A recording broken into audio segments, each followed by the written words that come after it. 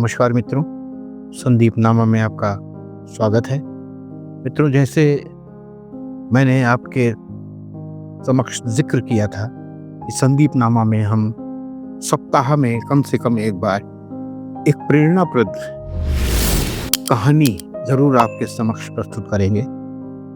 एक ऐसी कहानी जो हमसे, आपसे, सबसे जुड़ी हुई हो, जो हमारे ज़हन पर, हमारे दिलो दिमाग पर असर करे और हमें कुछ नई सीख हासिल हो सके। आज हम बाप बेटी के रिश्ते पर आपको एक बड़ी प्रेरणाप्रद कहानी सुनाएंगे। कैसे एक पिता ने अपनी बेटी का हृदय परिवर्तन किया, उसकी जिंदगी संवार दी, उसकी जिंदगी को एक नई दिशा दे दी। एक बड़े मशहूर डॉक्टर थे, उनके एक ही बेटी थी। बड़े लाड़ प्यार से पाला था अपनी बेटी को। बेटी की हर फरमाइश पूरी होती थी, खूब पढ़ाया लिखाया और एक बड़े घराने में उसकी शादी भी कर दी। बेटी के ससुराल वाले उनके पुराने परिचित थे और अक्सर अपना इलाज भी उन्हीं डॉक्टर के पास कराते थे। शादी धूमधाम से हुई और बेटी विदा होकर अपने ससुराल चली गई। मायके की तरह बेटी ने ससुराल में भी नखरे दिखाने शुरू कर दिए। ससुर का कारोबार था, वे अपने कारोबार में व्यस्त रहते। सास बीमार रहती थी। शादी के कुछ महीने बाद से ही सास बहू में अनबन शुरू हो गई, जो आमतौर पर होती है। सास ने जब ज्यादा टोका टाकी की तो फिर दोनों में कहासुनी होने लगी। ऐसा वक्त आ गया कि दोनों ने एक दूसरे से बोलना बंद कर दिया और अक्सर झड़प भी होने लगी। पति परेशान रहने लगा। वह अपनी माँ और पत्नी दोनों को समझाता, लेकिन हालात खराब होते चले गए। घर में इस तरह का माहौल बनने से पति और ससुर दोनों परेशान रहने लगे। पति खासकर बहुत तनाव में रहता और उसके कामकाज पर भी असर पड़ने लगा। मानसिक रूप से भी वह बहुत परेशान रहने लगा। आए दिन विवाहिता अपने मायके जाती और माता पिता से शिकायत करती। विवाहिता की माँ विचलित हो जाती और कई बार वह बेटी के ससुराल उसकी सास से बात करने गई भी, लेकिन सास बहू के रिश्तों में सुधार नहीं हुआ। एक दिन विवाहिता अपने पिता के पास पहुंची और उसने पिता से इस समस्या का हल निकालने को कहा। उसने एक खतरनाक सुझाव दिया। उसने कहा, पापा, मेरी सास आपसे दवा ले जाती है, आप उसकी दवा में कुछ ऐसा मिला दो जिससे उनकी हालत ज्यादा खराब हो जाए और वह एक दिन दुनिया से चल बसे। मुझे छुटकारा मिल जाएगा। डॉक्टर साहब अपनी बेटी की बात सुनकर चौंक पड़े और उन्होंने अपने पेशे से गद्दारी करने से साफ इनकार कर दिया। बेटी नाराज हो गई और बिलक बिलक कर रोती हुई चली गई। बेटी ने किसी तरह से अपनी माँ को पक्ष में कर लिया। माँ का अपनी बेटी के प्रति सॉफ्ट कॉर्नर ज्यादा रहता है, जाहिर सी बात है। माँ से अपनी बेटी का दुख सहन नहीं हुआ और उन्होंने डॉक्टर साहब पर दबाव बनाया और आखिरकार डॉक्टर साहब ने अपने उसूल ताक पर रखते हुए फैसला कर लिया कि वे अपनी बेटी को खुश देखने के लिए कुछ भी करेंगे। माँ बेटी दोनों खुश हो गई। डॉक्टर साहब ने समझाया, मैं तुम्हारी सास की दवा में धीमा जहर मिला दिया करूंगा, जिससे धीरे धीरे उनकी हालत बिगड़ती जाएगी और एक दिन वह परलोकवासी हो जाएंगी। एकदम से जहर देने से ससुराल वालों को शक हो जाएगा, इसलिए धीरे धीरे जहर दिया जाएगा, स्लो पॉइजन दिया जाएगा।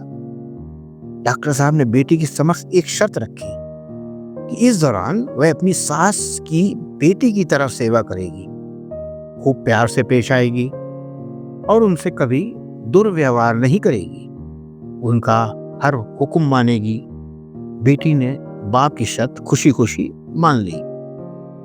अब विवाहिता का व्यवहार बिल्कुल ही बदल गया। वह अपनी सास का बहुत ख्याल रखने लगी।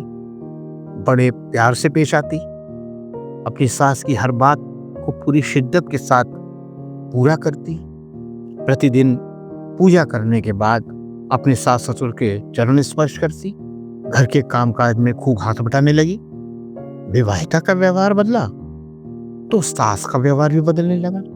परिवार में एकदम से वातावरण बदल गया, माहौल बदल गया। अब दोनों सास और बहू एक दूसरे से खूब प्यार से बातचीत करती, एक दूसरे का ख्याल रखती।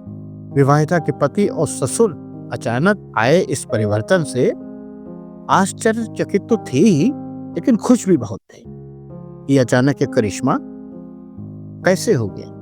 महीनों गुजर गए। इस दौरान सास की दवा लगातार चलती रही डॉक्टर साहब से। एक दिन उसके पिता यानी डॉक्टर साहब ने अपनी बेटी को फोन किया और कहा कि अब मैं दवा में जहर की मात्रा बढ़ा रहा हूं ताकि जल्दी तुम्हारी सास की मौत हो जाए और तुम्हें उनसे छुटकारा मिल जाए। डॉक्टर साहब की बात पर बेटी को कोई जवाब नहीं सूझा। अगले दिन वे अपने पिता के घर पहुंच गई। डॉक्टर साहब मुस्कुराए, बोले, फोन पर ही बता देती, यहां आने की तकलीफ क्यों की। बेटी रुंधे गले से बोली, पापा अब ये दवा तत्काल बंद कर देनी है। कौन सी दवा? अनजान बनते हुए डॉक्टर साहब बोले, वही दवा में जहर। अब आप दवा तो दीजिए लेकिन उसमें जहर मत मिलाइएगा। डॉक्टर साहब ने तुरंत सवाल दागा, क्यों? बेटी बोली, अब मेरी सास मुझे बहुत प्यार करती हैं, बिल्कुल अपनी बेटी की तरह। मेरा बहुत ख्याल रखती हैं और मुझे अपनी आंखों से दूर नहीं देख सकती।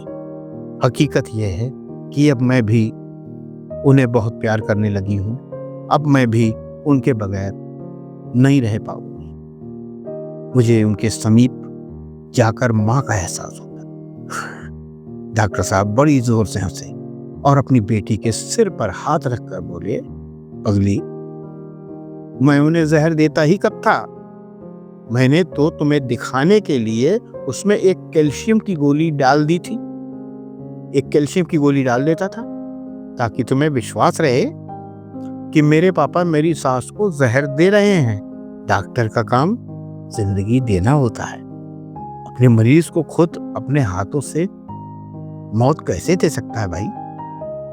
तुम्हारे व्यवहार में तब्दीली लाने के लिए मैंने ये सारा नाटक रचा था। तुम पहले सिर्फ उन्हें सास मानती थी। जिस दिन तुमने उन्हें अपनी सासू मां मान लिया, उस दिन से दूरियां खत्म हो गई।